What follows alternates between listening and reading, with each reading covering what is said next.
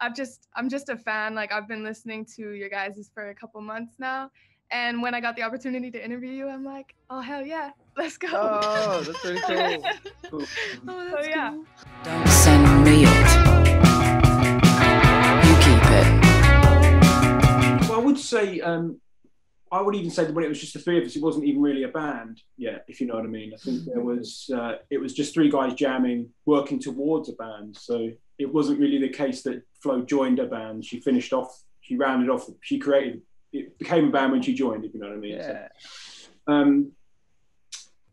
So, she joined when the three of us had made we'd written what was going to be the first EP, mostly, except for Megan. And I met up with Flo and showed her the songs, and she really liked them. And just the idea of Flo being the singer was really just refreshing to us and really exciting, because she'd never made music before. To a large extent, she didn't want to. And that was exciting. Yeah. I didn't want to. And that became interesting, because you sort of think most people want to be the singer of a band, and they're the ones to avoid. Yeah. So it's kind of.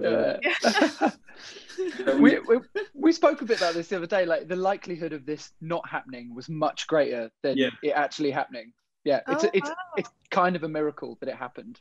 Yeah. Bouncy ball, it's a Rio de Janeiro bouncy ball. Filter, I love these mighty oaks. Lewis, not so much, but me and Nick were keeping quite large lists of different names. I think they were all terrible, weren't they? They were quite terrible, but then slowly started to, as the sound developed a little bit, started to think about. I've always been really interested in mundane objects that, when they're taken out of their context, have a sort of extra weight to them. I've always liked titles and names as a little piece of poetry. Yeah, I always think the title of a song is a little poem in itself, and that kind of thing. And I think I'd always had band names that I didn't like, so I was really keen to have something I did like. And Dry Cleaning just popped up. I think I just saw it one time and wrote it down, and almost as soon as I mentioned it to the other guys, it just seemed to fit. Everyone liked it kind of straight away. And then I remember it came along at the same sort of time as asking Flo to join. And I remember telling her, I said, I think we're thinking of calling ourselves Dry Cleaning. She really liked it. And that was kind of the nail in the, well, not coffin, but... Nail in the coffin! that was the nail in the coffin for her life. But the nail in the coffin for me.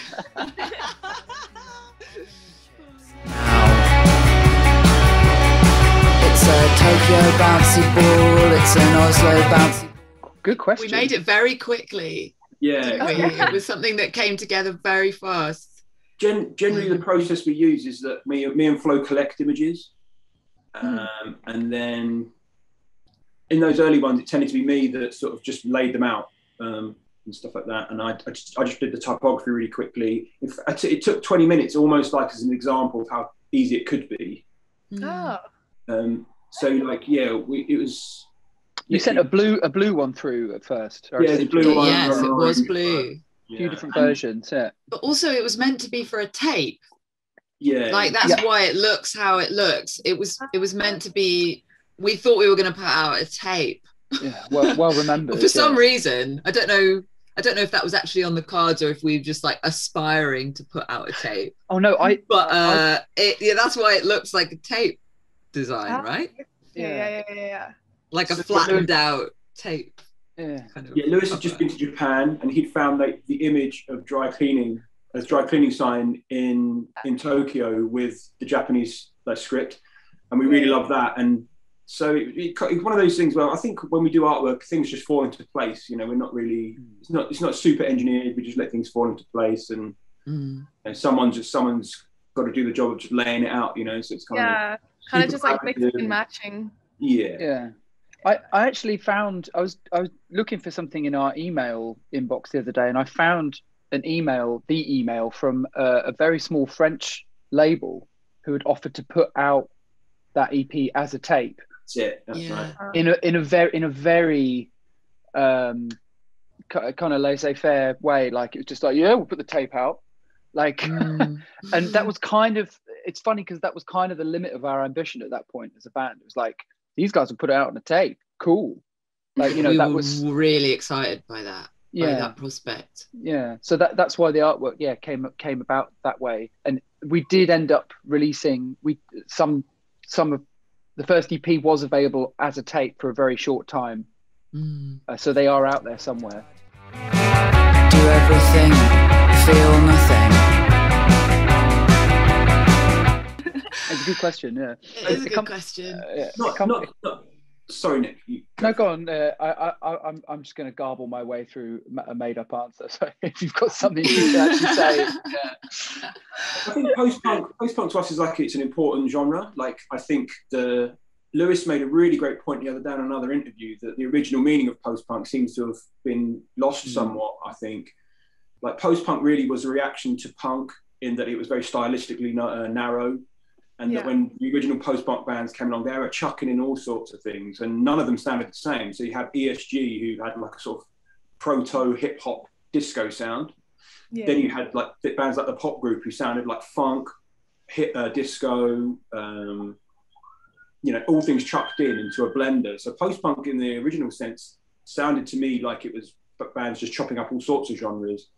And then you have like the second wave of post-punk in the early 2000s with Franz Ferdinand and Block Party and bands like that, and it's sort of gone narrow again. So when people put us in that category, I'm unsure which one they think we're in. So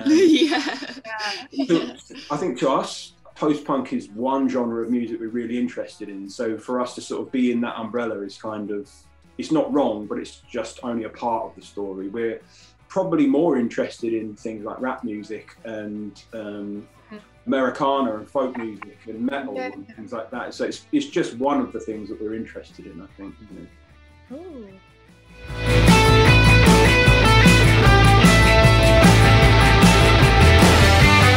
Good Night, for example, is maybe 3/4 of it is YouTube comments, and that was like one of the first ways that I found to put lyrics together. It was kind of like I was really nervous about it, and I was trying to work out how to approach it as a creative activity. And I'd screenshotted all these YouTube comments like previously, just because I thought they were funny or poignant, or I liked the kind of language people used in the YouTube comments, sort of occasionally a little bit phony, but then every now and then would be very, very sincere and very honest. And I quite like that sort of the sort of changes that can happen just in the way that one YouTube comment is written, kind of within it. And I was really sort of drawn to that for a while. And whenever I was on YouTube, I'd be like screenshotting them, not for any reason, just to like save them if I liked them. And then when I joined the band, I realized that I had all these screenshots, and so I took them along to a rehearsal just because they're words, right? I was like, I need some words. so it was kind of like an experiment.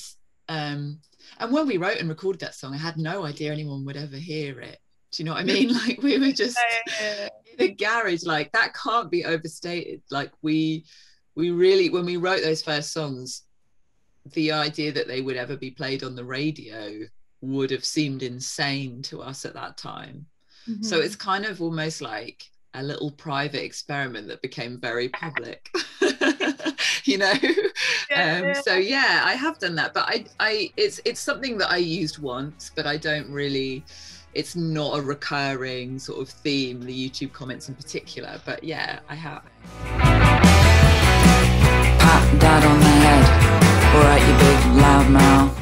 So I'm sort of working them out still. It's kind of, it still feels like quite a new thing for me to be like writing. I've only been doing it for like a couple of years really. And so I'm still kind of feeling my way for like how to express myself in words. I'm used to drawing to do that. That was something that I was doing before a lot and still do a lot.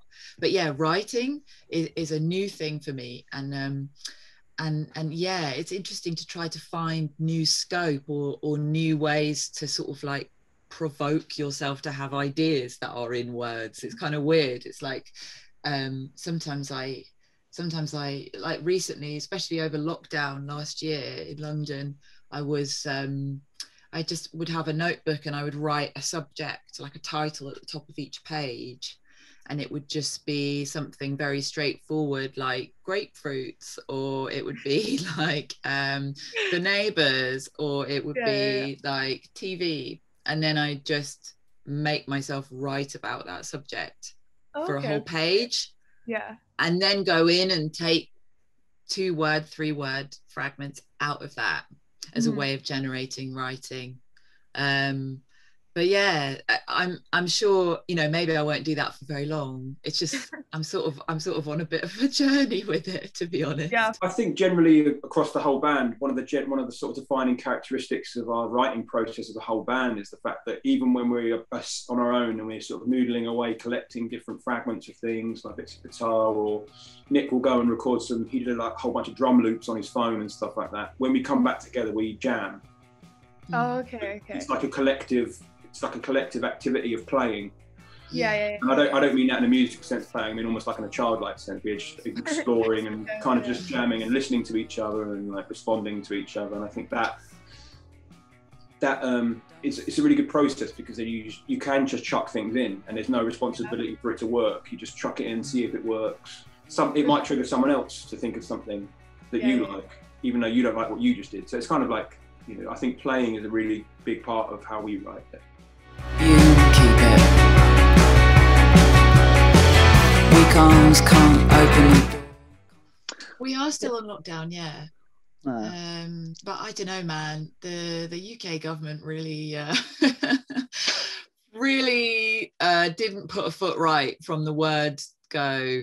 Kind of just made so many catastrophic mistakes, and just I don't even know if you could call them mistakes. They almost seem a bit engineered or something to kind of create chaos that they can capitalize on, which is really sinister. And so but in terms of the actual numbers at the minute, I think it's calmed down quite a bit, like infection wise. The numbers are very good at the moment. I think it's also worth saying that the National Health Service are the true heroes of this crisis. You know what I mean? Totally. Like, in every way, shape or form, they stepped up and, you know, have sacrificed their lives in many cases to make sure the health service in this country worked. So I think I think we're quite conscious not to let the government dominate, let the government's failings and motivations to make their own money for themselves dominate the narrative, because the NHS who've worked, they won't even give them a proper pay rise. In respect, they've done it because they care. You know what I mean? Like, they understand their duty and their service to us as a society, and I think that should dominate the narrative. Second to which, the government should be investigated for what they've done. Absolutely, and there's like a very complicated subplot going on with the NHS and the Conservative Party, which is, you know, currently and largely in power in the UK most of the time, where they're just trying to dismantle it and they're trying to privatise it, and they're trying to get rid of it. And I think they're smart enough to understand that the British public won't accept that as a wholesale idea. So it's just being done in tiny chunks, bit by bit, piece by piece. And it's terrifying. You know, it's one of the things we could be most proud of in this country, especially after the last year we've had.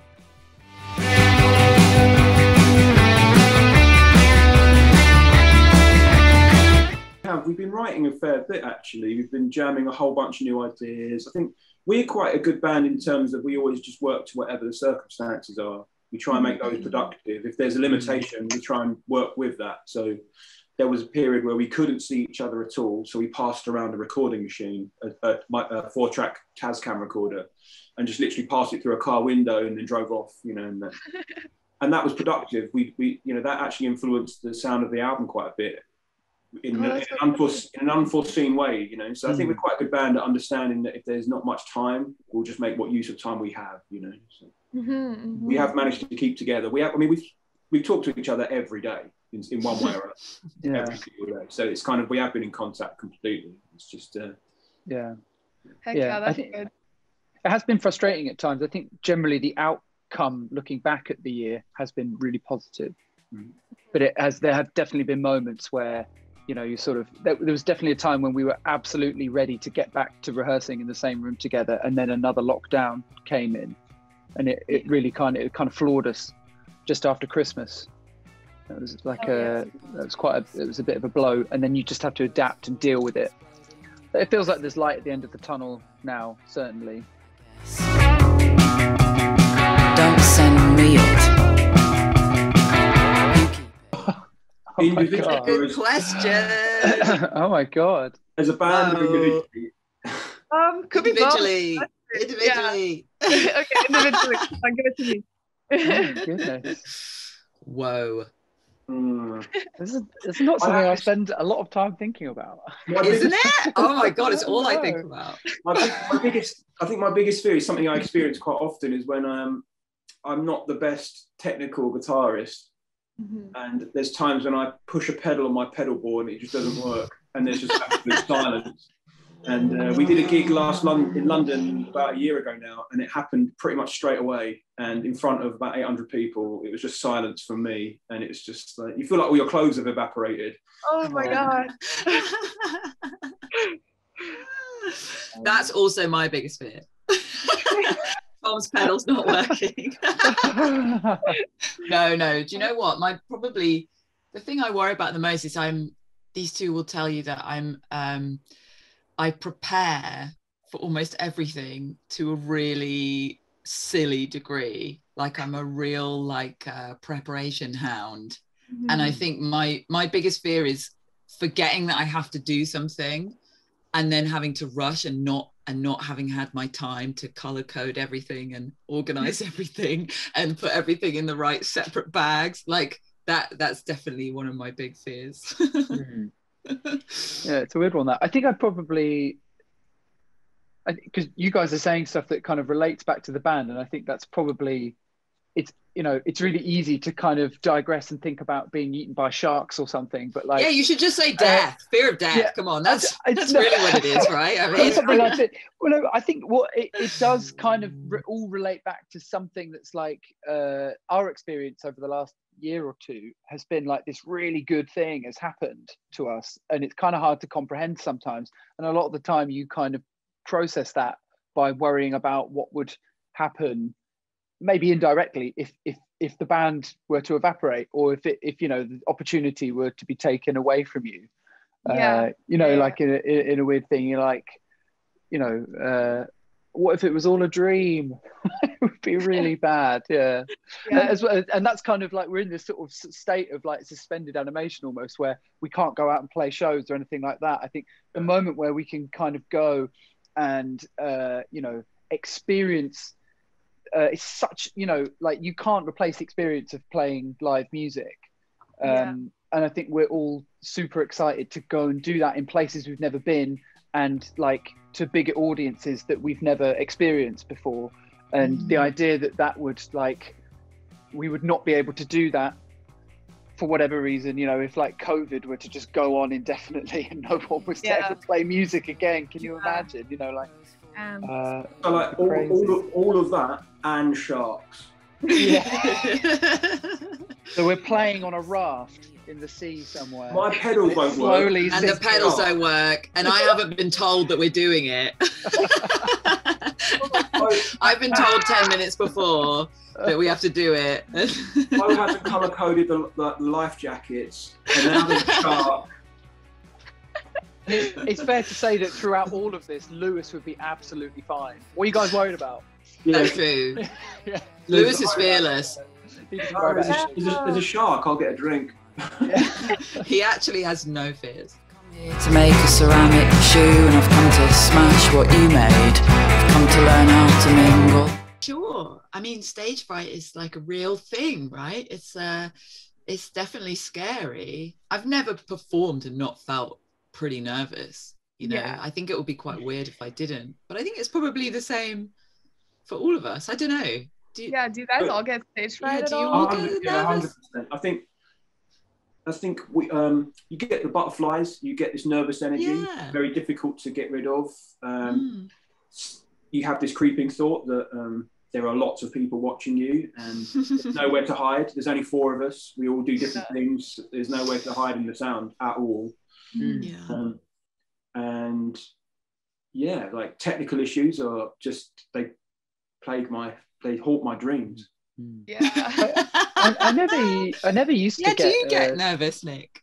I never used to with other bands that I played with at all. It was not a thing I experienced at all. And with this band, I'd say largely no, but I do get a little bit nervous sometimes before shows. They get like the butterfly thing, and I think it's because I care with this band, and a lot of the stuff I've done in the past, I've just sort of, you know, it's kind of just normal. I care a lot more with this band. Yeah, what I would say is a lot of the nerves you get in this band are kind of like natural, and you can use, and like you learn how to use them. You you always get nerves. You know, standing up in front of hundreds of people, you're never not going to get nerves. So I think you learn how to use that as an energy. And, it's exciting, and the adrenaline is useful. Yeah, that turns into an adrenaline payoff, like literally physically, as soon as you start getting into it. So after the first couple of songs, when you sort of settle in, you start to get this adrenaline release that actually like is really useful. It sort of elevates your experience, you know, it's kind of cool.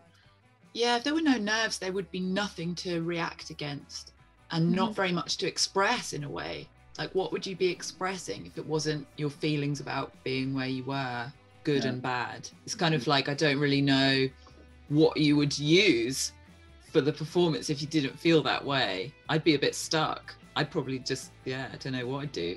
I mean, that's the reason why you devote your life to music, because you're chasing that feeling. It's a really unique feeling. Like, it's a rush. It's a rush. There's nothing like it. It must be like scoring a goal in the Premier League or whatever. It's like it's you chase it, you know. Thing, you've got it coming. One day you're gonna get it. Definitely go through movements, don't you? Like a live show, it can be quite, you know, you kind of move from stage to stage to stage. And I think when you're crafting a set list, often you'll try and base the kind of flow of what you're doing around those feelings. You know, to try, and because I think, you know, it's a reciprocal thing with the audience, and, you know, largely they'll be feeling a similar way, kind of the excitement and the anticipation at the start and the adrenaline that kind of, and then you progress through. You know, we don't play particularly long sets, you know, up until when we were last playing live shows, like an hour at the most. So we have to try and like craft something that works in that time frame.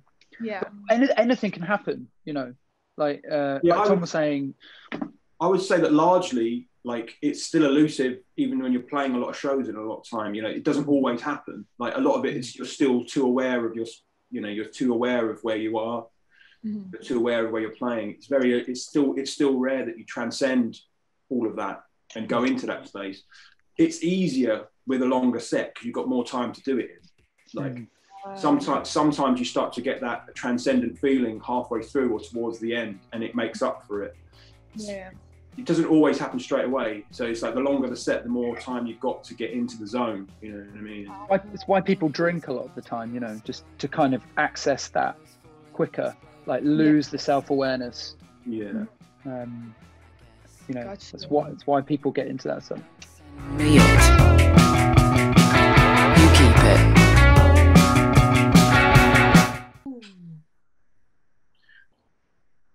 I will say it's a tricky one actually, because I have seen quite a lot of gigs and I'm quite old, so but I would say I saw a band called American Nightmare, who had to change their name to Give Up the Ghost. They played at the Underworld in Camden in 2002, and it was just like an explosion of energy. It was amazing. Literally had my mouth open for the whole thing. I just couldn't believe it. Wow, that's a crazy question. I feel like it has to be from a while ago, because I haven't really been to that many gigs that I've not been playing at for quite a long time, embarrassingly.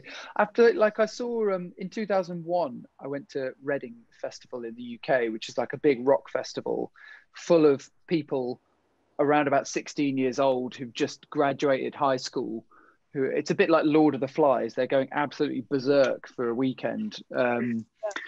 It's kind of a nightmare, really. But I remember I saw Interpol in a really, like a Carling tent or something like that, a really small tent. Never heard of them before, and they were playing their first album. And I remember seeing that and just it changing a lot of things for me in my head, just thinking like the way they dressed, the way they looked, the way they moved, the way the song sounded. They had an amazing, famously they have an amazing rhythm section. They were doing things that no other band was doing, even perhaps since. And that was like a sort of, that's always a nice experience when you see a band you've never heard of, you don't know the music, and it has that kind of life-changing effect on you. Oh yeah, for sure, for sure. So yeah, it's a really hard question. I think I would really struggle to pick the best, because there's probably loads of shows I've seen that I've just forgotten. It's a bit like what Tom's saying. It's like we're going to shows for so long that I'm just kind of like, this definitely, sometimes people are talking about a band and I'm like, oh, well, yeah, I wish I'd seen them. And then I remember that I have seen them. And I'm just like, it's just like too many, this is like too many gigs. But yeah, I guess like something I saw like in recent years that stuck with me was the rapper No Name. I saw her play at the Shepherd's Bush Empire. And that was just a great, great show. That was really amazing. Her energy was very contagious, like she was kind of thrilled to be there, and was just so articulate, and the way she performs is just amazingly impressive to me. And yeah, her writing is just something that I think is really, really underrated. And yeah, so that's just something that sticks in my mind. I don't know if it's the best show I've ever seen, but it was it was really memorable. Yeah.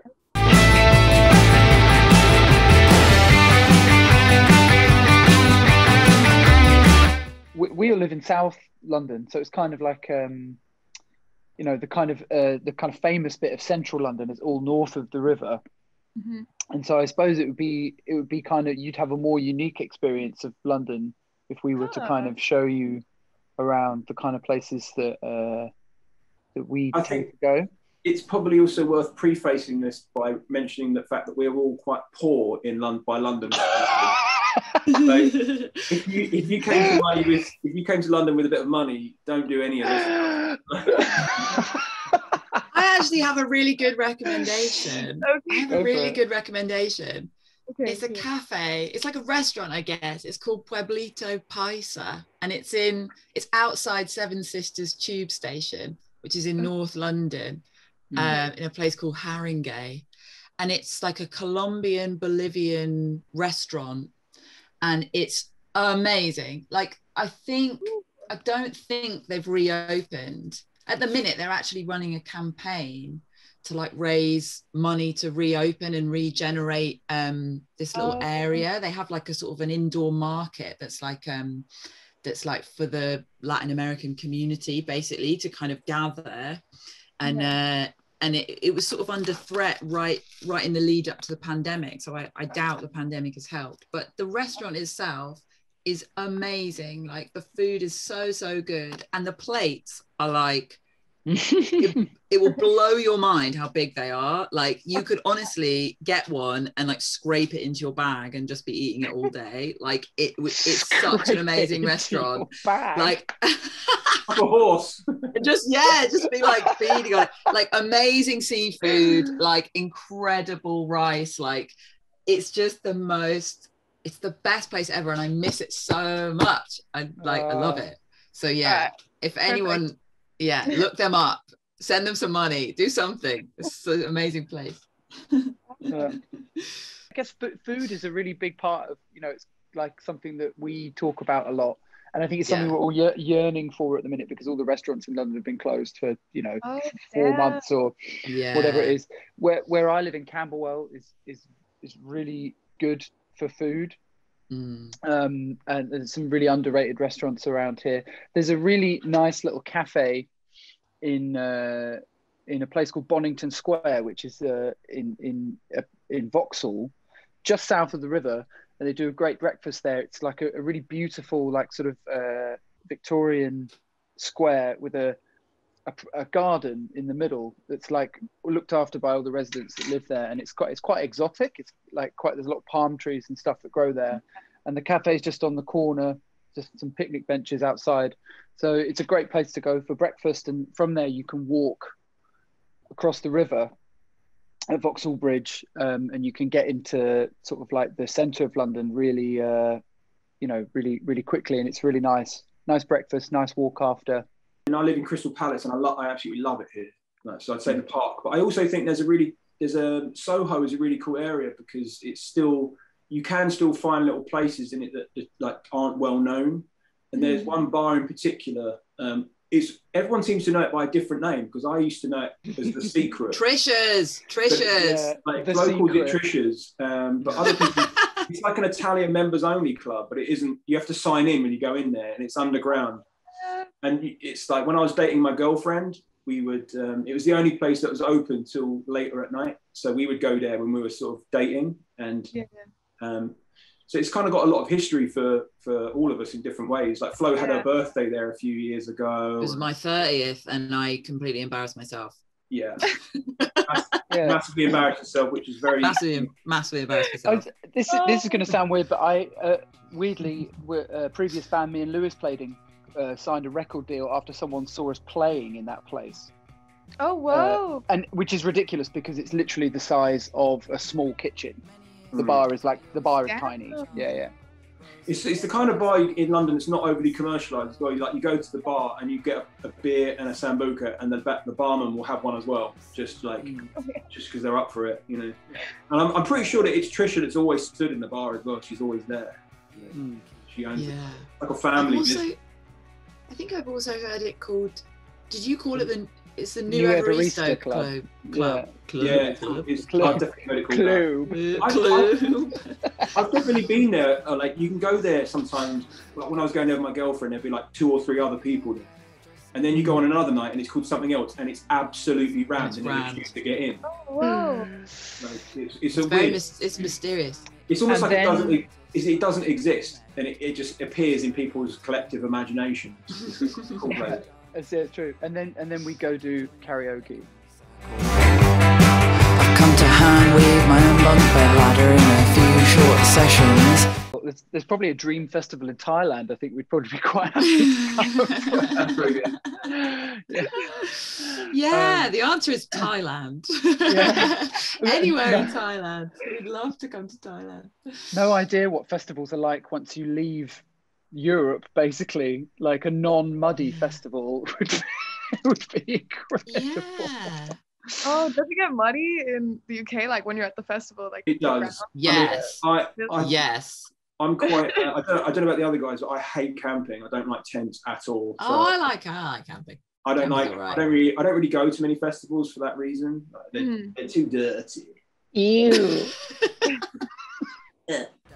Flowers, a woman in aviators firing a bazooka.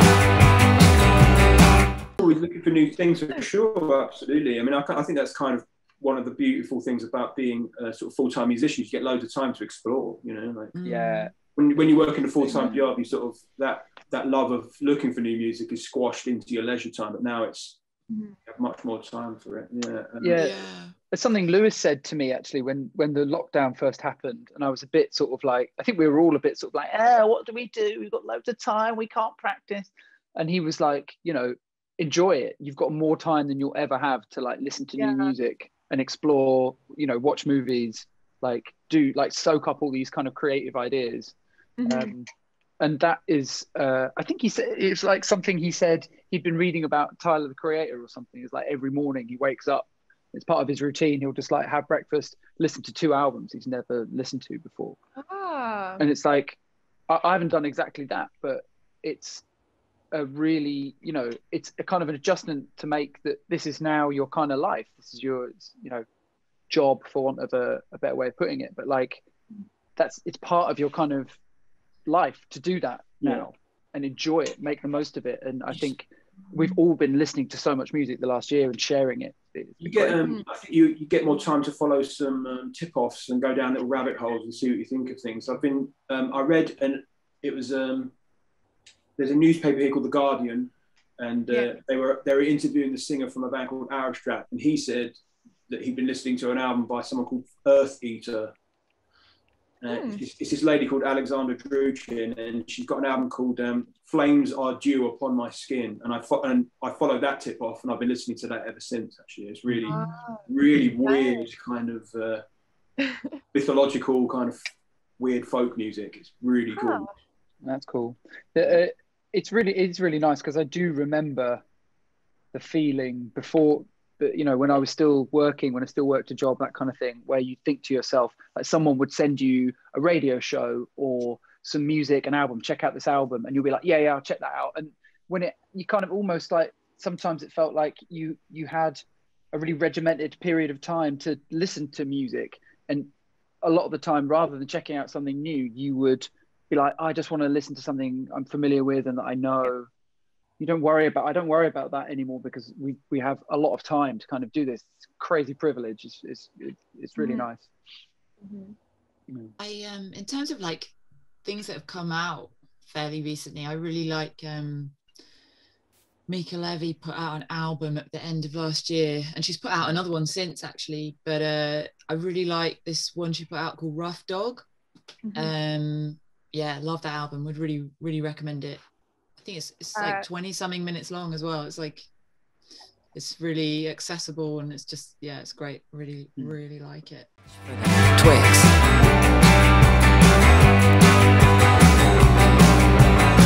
Well, there's loads of, I mean, there's a lot of stories, you know, there's like a year of work in that, you know what I mean? From, we started jamming those songs when we got back off tour in 2019.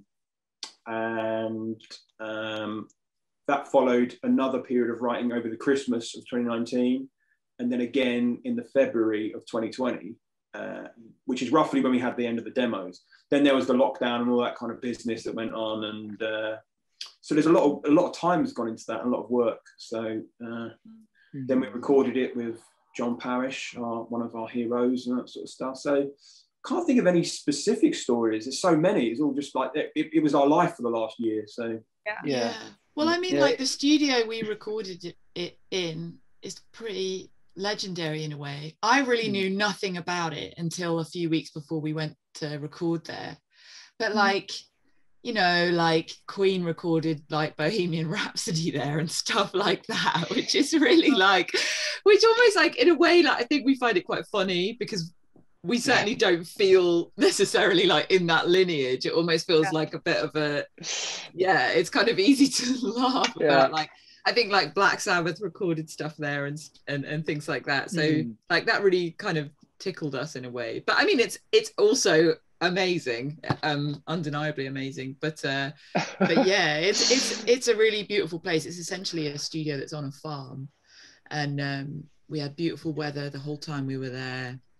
And it was kind of really secluded. We basically isolated there and stayed there for 2 weeks so that we could do it without commuting and making sure it was like COVID safe and all that.